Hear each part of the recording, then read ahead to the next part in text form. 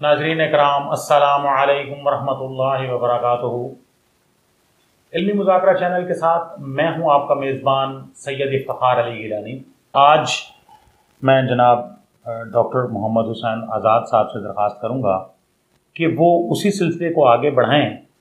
اچھا، ایک اور سوال ہے کہ دیکھیں، ہم کہتے ہیں کہ سید کی آپ کو پتہ ہے بے شمار اقسام ہیں، اور اس میں حسنی بھی ہیں اور حسینی بھی ہیں۔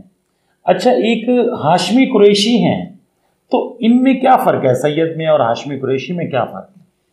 دیکھیں، یہ جو ایکچولی گیلانی صاحب بات یہ ہے کہ آپ گیلانی ہیں ماشاء اللہ، سیدنا شیخ عبد القادر جیلانی بھی ہیں، گیلانی بھی ہیں، آپ اس نسبت سے گیلانی کہلاتے ہیں۔ رسول اللہ صلی اللہ علیہ وآلہ وسلم کا نسب جو ہے وہ آپ کے جد امجد جو ہیں وہ سیدنا ہاشم ہے۔ جی، سیدنا ہاشم، پھر آگے جو ہے آپ کا سلسلہ چلتا ہے، بن عبد مناف بن قصی بن کلاب بن مرہ بن کعب بن غالب بن فہر بن مالک، آگے چلتا ہے۔ بالکل، اور یہ حضرت عدنان تک جی، تو بالکل ٹھیک چلتا ہے۔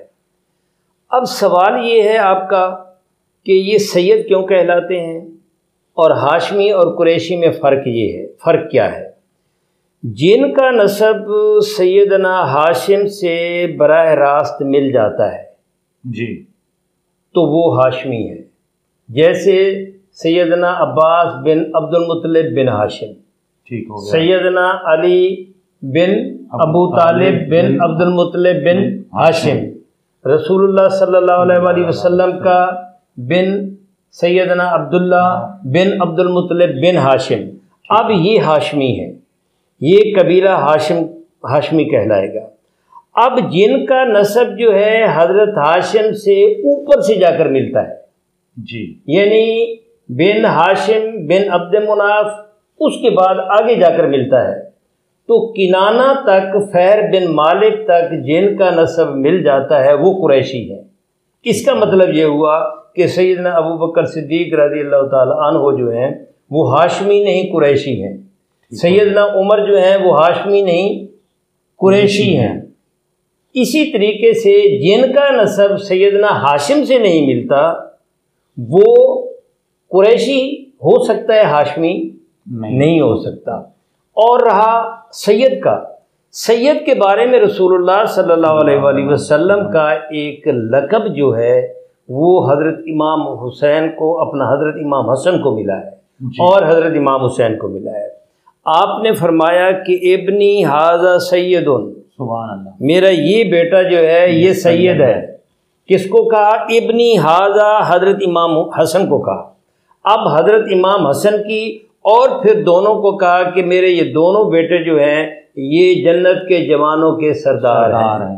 اب ان دونوں کو سید قرار دیا۔